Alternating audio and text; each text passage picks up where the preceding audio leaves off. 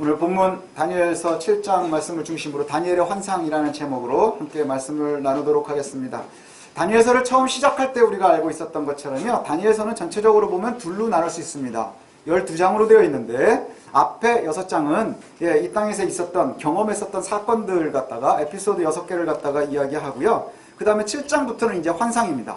묵시문학이라고 할 수 있고요. 그래서 영역으로 보면 이게 이제 문학적으로 구분을 하면 앞에 1장부터 6장까지는 지혜문학이라 이렇게 구분을 하고요. 7장부터는 묵시문학이다. 그래서 묵시문학으로 들어갈 수 있는 게 우리가 아주 보통 얘기하면 계시록을 갖다가 묵시록이다 이렇게도 얘기를 하거든요. 그래서 환상을 보고 미래를 바라보고 뭐 이런 것으로 우리가 기억할 수 있습니다. 그래서 1장부터 6장까지는요 보면은 되게 신납니다.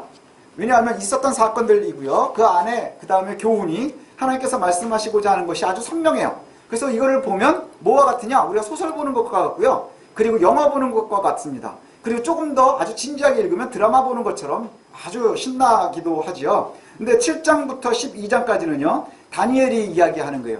다니엘이 얘기하는데 오늘 본문에서 얘기하는 것을 보면 나 다니엘이 이렇게 시작을 합니다. 나 다니엘이. 그래서 앞에서는 그런 표현이 잘 나오지 않는데 나 다니엘이 이야기한다 이렇게 표현을 하면서 내가 봤었던 환상을 갖다가 이야기해 주는 거예요. 그리고 그 이야기가 지금 모든 사람들에게 적용이 되기를 원하는데 첫 번째는 누구에게냐? 포로된 사람들에게. 그리고 두 번째는 누구냐? 지금도 이 땅을 살고 있는 우리들에게 말씀하고 있는 것이죠. 그러니까 내가 이러이러한 꿈을 꾸었는데 그것의 의미가 무엇인지를 갖다가 말씀해 주고 있습니다.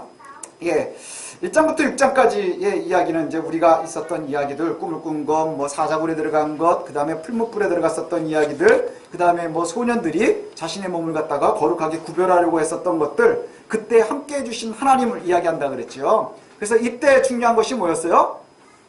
사람들의 눈에는 이미 예루살렘은 멸망했어요. 성전도 없어요. 여호와는 망해서 마루뚝에 포로로 잡혀와 있어요. 근데 그곳에서 실제로 일하시고 역사를 주관하는 이가 누구였어요? 여호와 하나님이셨어요. 이것을 우리가 좀 바라볼 필요가 있어요. 뭐냐 하면 사람들은 눈에 보이는 것만 보거든요. 아, 예루살렘 멸망했어? 가나안은 망했어? 여호와는 끝난 거야. 하지만 우리가 바라보는 것은 성전이 우리가 바라볼 때 건물 성전이 망가졌다고 여호와가 없어지느냐? 그렇지 않다는 거예요. 우리 눈에 지금 상황에 하나님이 일하시지 않는 것 같아 보인다 그래서 그것이 우리에게 하나님 계시지 않는 것을 이야기하느냐? 그렇지 않아요. 지금도 역시 하나님이 역사하신다는 것이지요. 그래서 이것을 갖다 우리가 뭐라고 하느냐? 역사의 주관자 하나님이시죠. 그래서 바벨론뿐만이 아니라 어디에서도 일하셔요? 지금 대한민국에서도 일하고 계시는 거예요. 대한민국의 지금 이 상황 이 속에서도 일하고 계시는 거예요. 그런데 때로는 우리가 풀무에도 들어갈 수 있고 때로는 우리가 고기를 못 먹을 수도 있고 때로는 우리가 사자굴에도 들어가야 되겠죠. 겁나고 두렵지만 그러나 하나님이 일하신다고 하는 것이 우리에게 얼마나 큰 은혜인지 모릅니다. 이것을 좀 우리가 잘 바라볼 수 있었으면 좋겠고요. 그리고 이제 7장부터 시작되는 이야기는 뭐냐?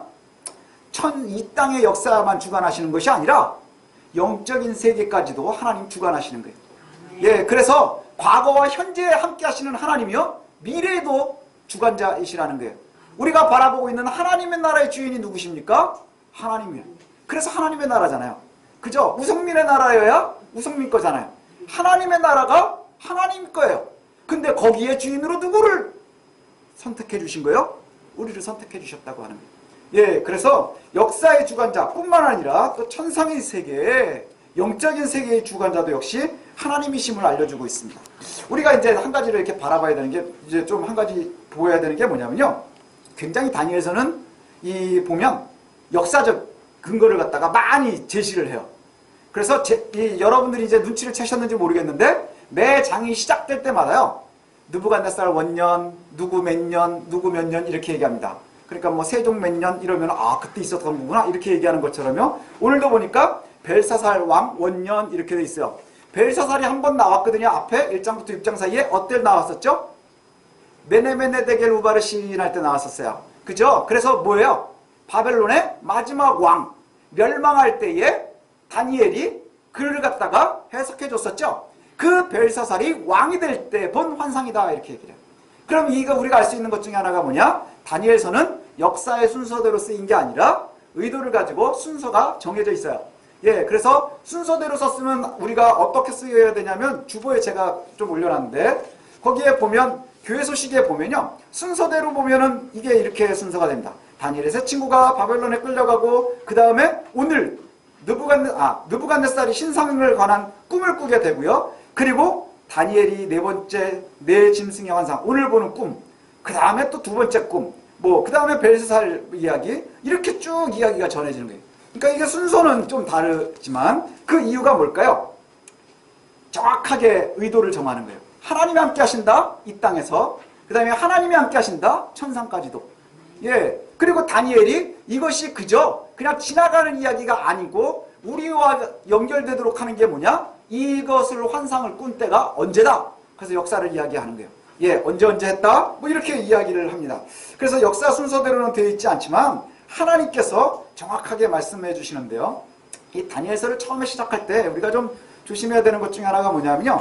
다니엘의 저자, 누가 썼느냐, 다니엘서를 누가 썼느냐, 언제 썼느냐, 이런 것이 이제 신학자들의 사이에서 조금 이렇게 여러 가지 의견들이 있습니다.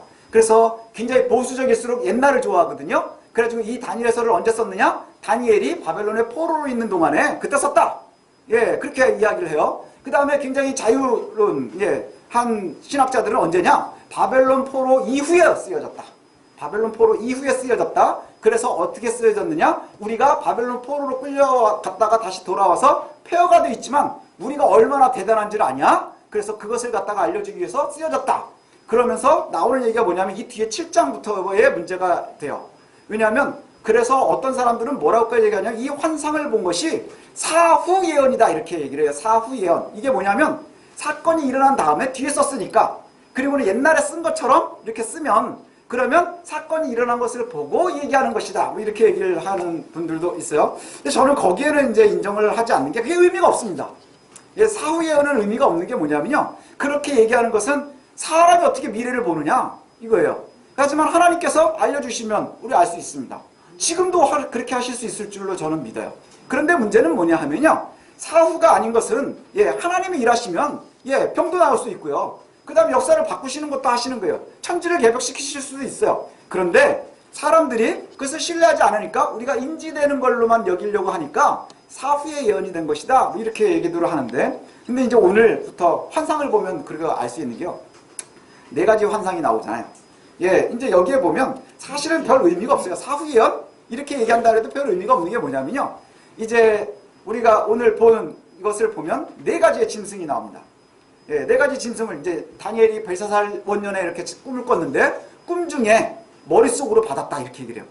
그러니까 이 얘기는 뭐냐면 내가 꿈을 꾸지만 여러분들이 꿈꾸고서 막 개꿈 꾸고서 막 얘기하는 게 아니고요, 꿈을 꿨는데 여기 뭐라고 하냐면 그 꿈을 머리로 받았고 그것을 내가 기록했다, 이렇게 표현해요. 그러니까 하나님께서 일하시는데 보여준 때가 벨사살 원년이고, 그때 내가 보니까 어떤 것을 봤느냐, 사방에서 바람이 막 불어왔대요. 그러니까 이제 하나님께서 일하시는 것과 마찬가지예요. 그래서 이걸 어디에서도 볼 수 있느냐 하면 태초에 하나님이 수면을 운행하시는 것처럼 하나님께서 사방에서 막 움직이시는 거예요, 바다에. 그러다가 짐승들이 하나씩 올라오는 거예요. 짐승이 하나 올라오는데 사자같이 생긴 녀석이 하나가 쫙 첫 번째 짐승이 올랐어요. 그러니까 사자가 올라온 건 아니에요. 사자처럼 생겼대요. 그러니까 다니엘이 바라볼 때 야, 저거 사자처럼 생겼구나. 사자가 아니라 뜻이죠. 사자처럼 생긴 놈이 쫙 올라오는데 독수리의 날개 2개를 딱 가지고 올라오는 거예요. 상상하면 되게 멋있죠. 그래서 제가 이걸 딱 보는 순간에 뭘 생각했는지 아세요? 나니아 연대기. 거기에 나오는 사자가 이제 쫙 나오잖아요. 근데 그건 아니에요. 사자가 쫙 올라왔습니다. 그리고 나서는 이 있는 동안에 사자의 날개가 꺾였대요. 사자의 독수리 날개가 꺾였고요. 그리고는 얘가 직립보행을 하면서 사람의 마음을 가졌다, 이렇게 얘기를 해요. 그러고 나서는 2번째 짐승이 또 바다 위에서 쫙 올라오는데 곰처럼 생긴 녀석이 올라오는 거예요. 근데 얘는 한쪽만 계속 든대요. 한쪽을 계속 들고 입에 갈빗대를 3개를 딱 부장가 봐요. 갈비를 3개를 입에 물고 그리고 쫙 올라왔는데 어디선가 소리가 들려오는데 아주 은혜로워요. 고기를 계속 먹어라. 고기를 계속 먹어라, 이랬다는 거예요. 그리고 나서는 또 3번째 짐승이 올라오는데 표범처럼 생겼는데 이 표범이 올라왔는데 새의 날개가 4개가 달렸대요. 새의 날개처럼 생긴 날개가 4개가 있고 머리도 3개나 있는 거예요. 쫙 올라왔대요. 그리고 나서는 4번째 짐승이 또 올라오는데 4번째 짐승은 그 어떤 짐승인지를 얘기를 안 해요. 그러니까 세상에는 없는 것처럼 생긴 짐승인 거예요. 그래서 괴물 같은 녀석이 하나가 올라왔는데 얘는 머리에 뿔이 10개가 있대요. 머리에 뿔이 10개가 쫙 있고요. 그리고 나서는 자세히 보니까 이 10뿔 사이에 또 뿔이 하나가 올라오는데, 아주 작은 뿔이 하나 올라오는데, 이 뿔이요, 눈도 있고 입도 있어요. 그래가지고 사람의 눈 같은 눈이 있고 입이 있어서 입이 계속 떠들어대는 거예요. 예, 그래가지고 그거를 보면서 다니엘이 깜짝 놀라고 있는 거예요. 이게 뭐랑 되게 비슷한 줄 아세요? 느부갓네살이 본 신상과 같아요. 나중에 해석해주는 걸 보면 이 다니엘이 잘 몰라가지고 막 두려워하다가 옆에 있는 사람한테 물어보잖아요. 그랬더니 해석을 해주는 얘기가 뭐예요? 4개가 다 앞으로 있을 제국들이다, 이렇게 얘기를 하는 거예요. 제국들이다. 예, 그 신상에 있었던 금머리, 그 다음에 은가슴, 이게 뭐예요? 앞으로 올 제국들이다. 그래서 이 신상과 그 다음에 이 짐승 넷이 같은 의미를 갖는다, 보통 이렇게 이해를 합니다. 예, 그러고 나서 얼마나 두려워요. 우리는 이런 거에 보면 막 신기하고 막 되게 겁나잖아요. 근데 다니엘이 또 다른 쪽을 하나를 봤어요. 다른 쪽을 하나를 보니까 보좌가 있어요. 왕좌가. 뭐죠? 왕이 앉는 의자가 있는 거예요. 왕이 앉는 의자에 있는데 누가 거기 앉아 있느냐면 처음부터 계신 이가 앉아 계시는 거예요. 누군지 모르겠어요. 표현을 뭐라고 하느냐? 처음부터 계시는 이가 있는데 그의 옷이 하얘요. 그가 양과 같아요. 그리고는 그 보좌가요, 얼마나 권위가 있는지 불과 같고요. 그 바퀴가 있는데 그 바퀴도 어마어마한 권한을 갖고 있는 거예요. 예, 그것을 갖다가 딱 바라보고 있었는데 또 누가 오느냐 하면 인자와 같은 이가, 예, 인자와 같은 이. 그리고 나서는 그 인자와 같은 이가, 예, 그 처음부터 계시는 이에게로 불려가는 거예요. 불려갔어요. 그랬더니 그 처음부터 계시는 이가 인자에게 모든 권세를 위임을 했어요. 모든 권세를 위임해요. 예, 이것이 바로 다니엘이 본 환상이에요. 우리는 신앙생활을 좀 하시고 주일학교를 잘 다니신 분들은요, 예, 딱 생각이 되는 게 해석이 쫙 될 것 같아요. 앞에 4가지 짐승은 뭔지는 잘 모르겠어요. 예, 그래서 이제 신학자들의 도움을 구하면 어떤 이들은 그걸 갖다 4가지 제국, 그래서 바벨론, 페르시아, 그 다음에 그리스, 로마, 뭐 이렇게도 해석을 하기도 하고요. 어떤 이들은 뭐 3번째를 갖다가 로마, 그 다음에 4번째는 현 시대에 뭐 이렇게도 해석을 해요. 근데 분명한 것은 뭐냐? 처음에 바벨론과 페르시아, 메데 파사, 여기까지는 보는 거예요. 그럼 사후 예언이 안 되는 이유가 뭐예요? 그 뒤에 거는 로마건, 그 다음에 그리스건 아무 상관없이 뭐가 되는 거예요? 다니엘의 시대에 볼 수 없는 거예요. 그 다음에 포로가 온 다음에 이루어지는 역사들이요. 이후에 올 역사들. 예, 하나님께서 이제 이것을 쫙 보여주셔요. 그리고 나서는 뭘 하느냐 하면 우리가 알고 있는 것처럼 하나님이 이 땅에 역사하시는 것, 그리고는 앞으로 있을 모든 것을 갖다가요, 다르지 않게 얘기하시는 거예요. 이 환상을 다 보니까 세상의 제국들은 끊임없이 있어질 거예요. 나라들은 계속 있어요. 그리고 중간중간에 잠깐 되는 얘기들을 보니까 뭐라고 얘기를 하느냐 하면 제국들이 다 망하지만 잠깐 뭐가 있어요? 생명은 유지가 된대요. 뭘 얘기하는 걸까요? 그 세상들이 지금 영향력을 갖고 있다는 얘기예요. 예, 그 지금 저는 그냥 그렇게, 예, 뭐 신학적인 건 아니지만 저는 그렇게 봐요. 바벨론의 문화가 아직도 우리에게 남아있어요. 페르시아의 문화가요, 아직도 남아있어요. 로마의 문화, 그리스의 문화가요, 아직도 살아서 지금도 영향을 미치는 거예요. 그러지 않나요? 예, 죽었는데도 아직 생명이 있는 것처럼 그렇게 살아요. 그러다가 나중에 보니까 인자와 그 다음에 아주 작은 뿔이 싸워요. 작은 뿔이 싸워요. 뭐라고 싸우냐면 계속 떠들어댄대요. 작은 뿔이. 예, 4번째 짐승의 끝에 있었던 작은 뿔이 계속 떠드는 거예요. 그게 뭘 의미할까요? 세상을 다 아는 듯이 얘기하는 거예요. 적그리스도일 수 있고요. 그 다음에 이단들일 수 있고요. 그 다음에 하나님을 알지 못하는 주의 종들이라고 얘기하는 이들이 있을 거예요. 예, 끊임없이 얘기해요. 근데 두려운 게 뭔지 아세요? 그 작은 뿔이 잠깐 동안 인자를 이기는 거예요. 그 성도들을 다 이긴다는 거예요. 다 성도들을 이기고 있대요. 그럼에도 불구하고 우리가요, 힘을 낼 수 있는 이유가 뭐냐? 때가 이르니까 뭐래요? 처음부터 계시는 이가 우리로 하여금 승리하게 하시는 거예요. 그리고 성도들이 세상의 모든 권세를 갖게 되고요. 그 권세를 위임받은 인자는 그의 나라가 영원할 것이고 흔들리지도 않고 멸망당하지도 않는데요. 우리가 이걸 딱 보는 순간에 뭐가 생각이 나요? 예수 믿고 구원받으라는 얘기예요. 그렇지 않나요? 이해가 되시나요? 세상에 많은 것들이 있겠지만 처음부터 계시는 이 누굴까요? 보좌에 앉아 계시는 이 여호와신 거예요. 그 인자와 같은 이 누구예요? 예수 그리스도예요. 그래서 예수 그리스도에게 하나님께서 위임하시고 세상을 다 이기게 하지만 세상의 짐승들이 세상을 장악하고 있는 거예요. 그리고 그것이 어려울지라도 누가 이겨요? 때에는 우리가 이기는 거예요. 그래서 작은 뿔이 되게 두렵지 않나요? 상상을 해보세요. 얼마나 무서워요. 뿔이 있고 눈도 있고 입도 있고 막 떠들어다니는 큰 소리로 떠들었대요. 그러니까 다니엘도 두려운 게 뭐냐? 첫 번째, 두 번째, 세 번째 짐승은 이해를 좀 했던 것 같아요. 근데 네 번째 짐승에 자기가 관심이 갔대요. 그래서 그것을 물어보고 그 다음에 그 뿔에 대해서도 물어보고 그랬더니 하나님께서 그 천사가 해석해주는 이야기가 우리가 이미 다 알고 있는 이야기를 해줍니다. 우리가요, 그래서 조심해야 되는 것 중에 하나가 뭐냐 하면요, 이 때가 이르면 성도들이 이긴다는 거예요. 하나님의 때가 되면요 우리가 이긴다는 거예요. 그래서 지금 어렵고 힘든 거는 어떤 시대와 비슷하냐? 작은 그 뿔이요, 입이 있으니까 엄청 떠드는 거예요. 그리고 눈이 있으니까 막 다 보는 것처럼 얘기하는 거예요. 여러분 세상에 나가면 예수 믿는 것처럼 미련해 보이는 게 없어요. 그렇지 않나요? 예, 그 똑똑한 바울도 자기가 그랬잖아요. 믿음이 없이 뭐예요? 세상에 딱 나가면 우리는 미련한 거예요. 복음이 없다면, 부활이 없다면 우리처럼 미련한 사람들이 없는 거예요. 그런데 그 복음이, 그 부활이 우리의 것이면 하나님께서 말씀하시는 건 뭐예요? 최후의 승리자는 하나님의 사람들인 거예요. 그 나라는 세상에 아무리 큰 제국도 망하지 않은 나라는 없어요. 그러나 하나님의 나라는 멸망하지 않는답니다. 이것을 믿는 우리가 되었으면 좋겠어요. 예. 그래서 국가의 왕은 느부갓네살, 벨사살, 다리오 막 바뀌지만 그 모든 역사의 주관자는 누구세요? 그것을 드라이브 하시는 분은 여호와 하나님이신 거예요. 이것을 갖다가 우리가 좀 잘 기억했으면 좋겠습니다.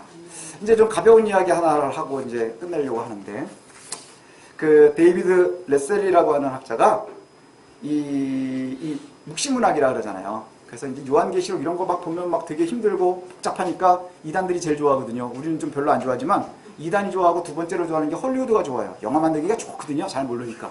예. 근데 이 묵시문학을 갖다 이해할 때 좋은 표현을 좀 하나 줘서 제가 말씀을 드리려고 하는데, 이 묵시문학하고 현대 정치 만화하고가 공통점이 있다. 이렇게 이제. 제가 이걸 보고 맞다 이런 생각했어요. 정치 만화 여러분들이 이제 집에 한번 가시면요, 신문에 있는 만평 한번 보세요. 한 커트짜리 만화. 그런 거 여러분들 보신 적 있으시죠? 그러면 그 만화를 딱 보면요, 우리는 지금 이거를 보면 이해를 할 수 있어요. 근데 그것을 갖다가 사건들을 잘 모르면 이것처럼 신기한 그림이 없어요. 그죠? 어쩔 때는 사람을 안 그리고 짐승을 그리기도 하고 어쩔 땐 돼지를 그리기도 하고 막 이러는데, 신기한 게 뭐냐? 그 돼지를 보면서 우리가 이해를 한다는 거예요. 그죠? 그 다음에 이상한 표현을 하는데 그걸 우리가 다 이해한다는 거예요. 그거와 비슷한 것 같아요. 그래서 네 가지를 얘기하는데 아주 강력한 시각적 이미지를 사용을 하고 문학적인 표현을 쓰는데, 이것이 뭐와 같으냐? 아주 과장된 형태로 나타난다. 예, 그게 첫 번째 공통점이고요. 두 번째는 뭐냐 하면 이 둘이 다 뭐를 가지고 있느냐? 아주 전통적이고 관습적인 표현을 갖다가 다 끌어가지고 온다는 거예요. 전통적인 것. 그러니까 성경을 이해할 때 우리가 배경을 갖다 공부해야 되는 이유가 뭐냐?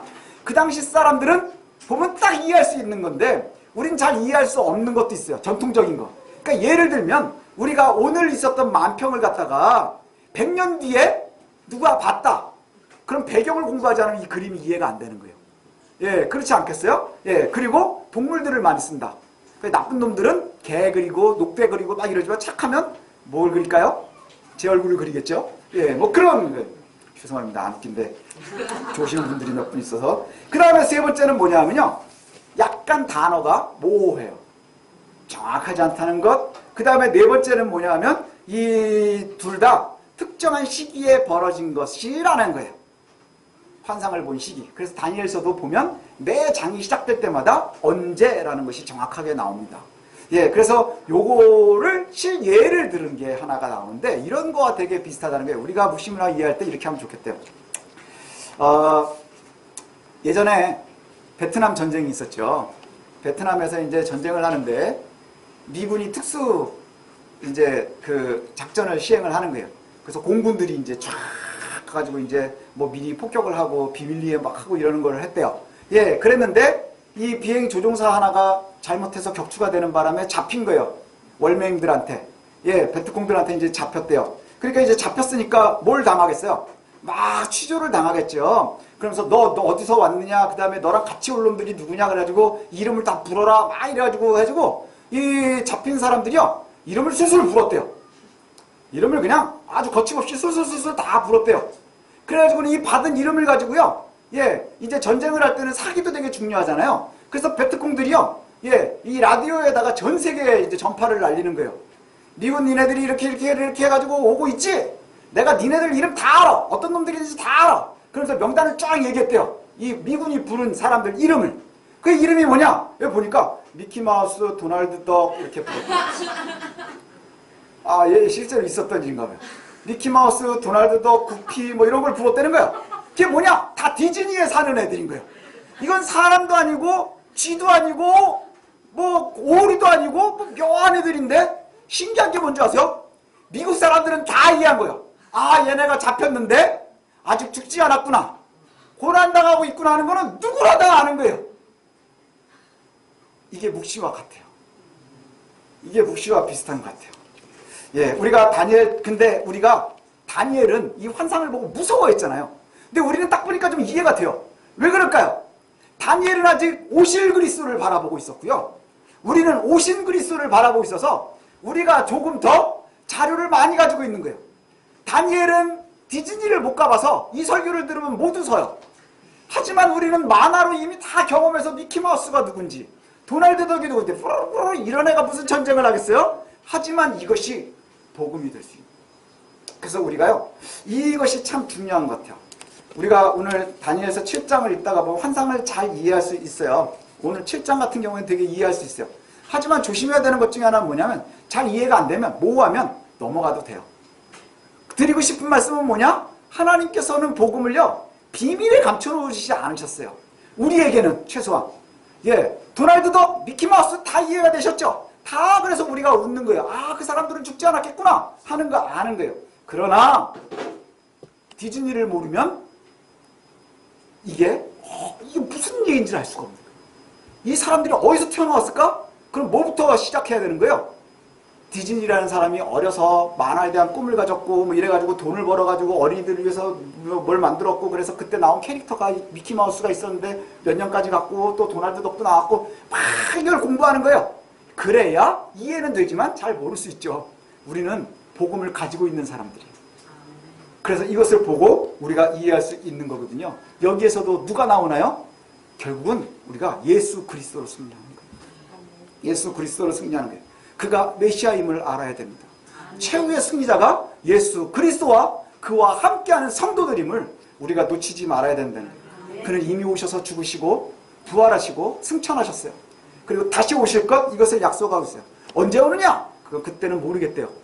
아무도 모른대요. 하나님만 알고 계신대요. 근데 우리에게 은혜가 되는 게 뭔지 아세요? 여기 다니엘도 그렇게 얘기하는 때가 참에 그의 성도들이 이기는 거예요.